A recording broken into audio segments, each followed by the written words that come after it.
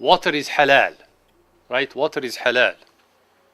Water is a necessity. Allah subhanahu wa ta'ala did not make water haram, but we made wine, alcoholic drinks, intoxicants, all of those, He made them haram, because those are not a necessity of life. And since they are not a necessity of life, and on the top of that, they bring all the baggage that they bring with them, Allah subhanahu wa ta'ala has made them haram. So what is halal is all what we need, and it is much broader than what is haram. Also, what is conducive to haram is haram. All over. Wherever there is a party with khamr, that person is there. And so what happens with time? It becomes normalcy. That barrier has been broken. That Allah subhanahu wa ta'ala said, guard yourself, it has been broken. And so the road to haram has been entered. And one day or another, sooner or later, the person who indulge into this thing will end up committing the haram. Somebody who says, I go to Atlantic City and I visit. Just visiting. I walk and I go into those places, but absolutely I do nothing. And so what do you go? I just like to visit. And the next week, and the next week, and the next week, and he gets deeper and deeper until he starts gambling. And so that is the road to haram. Any place, any area where haram is practiced as a norm of life, a Muslim should be higher than that. The Muslim etiquette should prevent the Muslim from being there. Also, false representation of haram as halal is prohibited.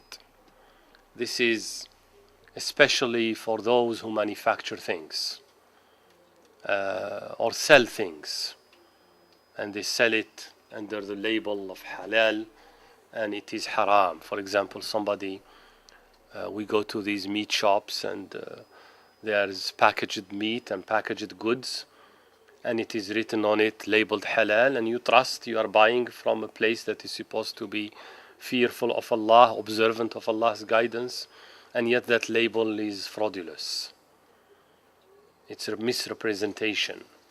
Something that is really not halal is being sold as halal. That is a major sin. Good intentions do not make haram acceptable. One can say that, wallahi, I had a good intention and I meant nothing wrong. I did not mean to break Allah's law. But that does not make the action halal. It was haram. What was done was haram. And the only path forward is to seek forgiveness from Allah and to commit that you shall never repeat it. It doesn't make what was done acceptable. It remains haram and it brings its weight of sins. And the only way out is to seek forgiveness from Allah subhanahu wa ta'ala. What is doubtful is to be avoided. The believer should remain or stay away from that which is grey. The grey areas that could go either way. If we want to preserve our faith and our deen, we should stay away from that which is doubtful. What is haram is prohibited for everyone. It means there is no exception. It is not the powerful or the weak. It is not the rich or the poor. It's haram for everyone. Anyone who is a believer in Allah and His Messenger, in this Sharia of Allah, the haram and the halal rules apply to him or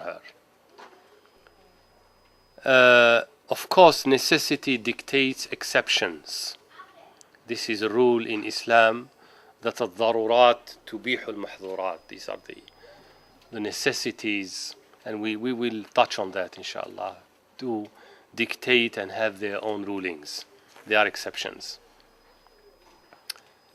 So, as I mentioned, the sphere of the prohibited is very small compared to that which is permissible. The Prophet ﷺ said, the halal is that which Allah subhanahu wa ta'ala has made lawful in His book. and the haram is that which He has forbidden, and that concerning which He, Allah, was silent, He subhanahu wa ta'ala has permitted as favor for you. That means if Allah did not specifically say something is halal or haram and remain silent on it, then that is not considered haram. Of course, there is, in addition to this, as understood by the Prophet ﷺ, there are hadith that clarify what is halal and what is haram. So there is what is haram by the text of the Quran explicitly, and there is what is haram that Rasulullah ﷺ has explained as haram, and we should stick to that. So in here, what the Prophet ﷺ, and this was actually in answering a question about the use of skins and this, and this is how he responded with this hadith. So he referred to the general criterion rather than specifics to determine what is halal and haram. And therefore, if it is sufficient to know what is haram, since what is not included in what is haram is considered pure and is considered halal. This principle of what only the haram is only what was made haram applies to items and objects such as foods and drinks, but also to human behavior and actions which are not related to acts of worship. For example, the reason the acts of worships are excluded from this is somebody will say, I am bending myself in this manner. Well, bending yourself in this manner, there is nowhere that says bend yourself is haram. But bending yourself, if you were to invent a way of worship, another method, and you are trying to replace salat with that method or add to salat as known and explained by Rasulullah ﷺ, then that becomes haram. But anything else that does not fall into that category is halal.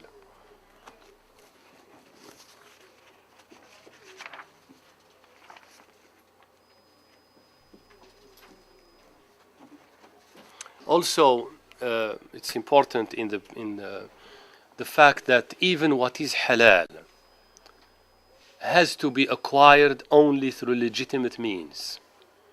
And so, bread is halal, but a Muslim cannot go to a bakery and steal bread to eat, because the act of stealing is haram.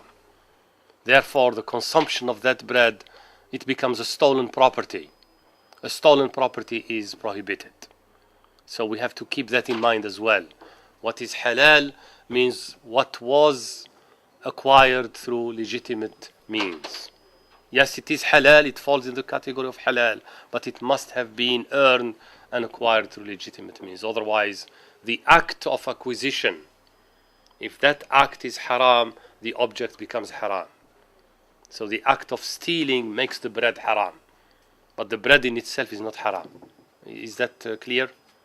Inshallah.